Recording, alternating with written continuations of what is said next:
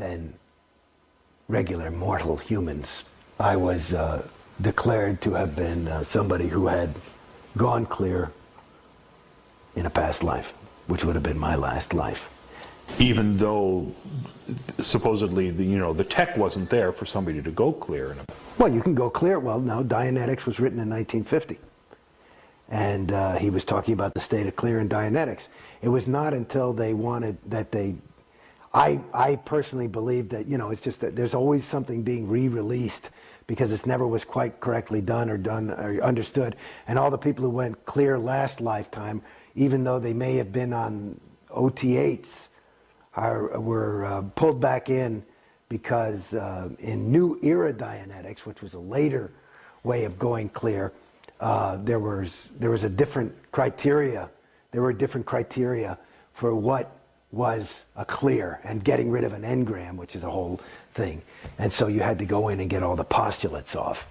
At your point, what were you supposed to achieve as a clear? Well, here's the thing. I mean, this is a funny thing for me, and this is I mean, if you read Dianetics, I mean, the state of clear is somebody who is never likely to get sick. He has a perfect memory. It's even intimated, and this was in 1950 when there was no, is that he could be immortal.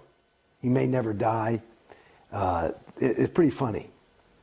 And so that's what the state of clear is. They define it as no longer has his own reactive mind, which is a rigged game to get somebody to take OT levels, which is their real moneymaker. But the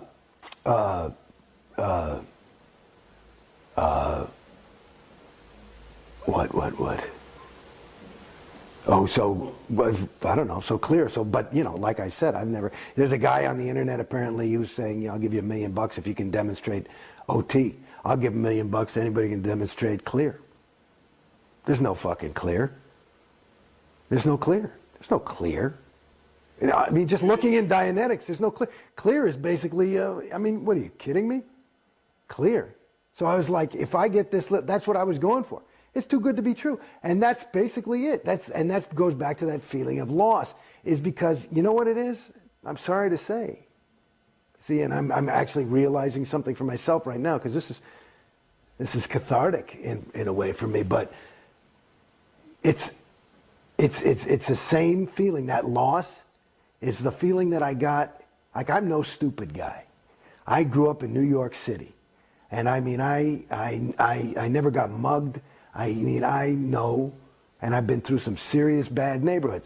But I remember one time I was living on my own down in the village, and I saw this guy running across the street, and he had like a VCR. This is back when VCRs were a new thing, like a plasma TV or something. And he's like, he'd obviously stolen the thing, and he's like, hey, you can have this for $50, right? And I bought it, took it home, and it was full of bricks and shit, and I was I got conned. And that's the feeling of loss. Because it actually, going back, you're asking me about clear, it's a con. It's a con. And like any, and it's an interesting, I mean, this is way segueing, but this is something I don't know if it'll be, it's interesting, is that, there's a book that LRH wrote called The History of Man. And he talks about a lot of these traps that can catch a thetan, which is something that has no matter any space, time, or location, but it can catch a thetan. But he's got interest and curiosity, right?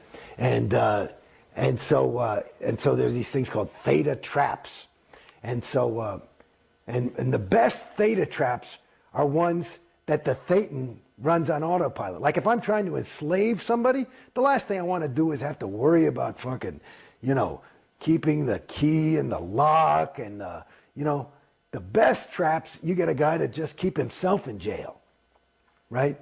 And that's what Scientology does.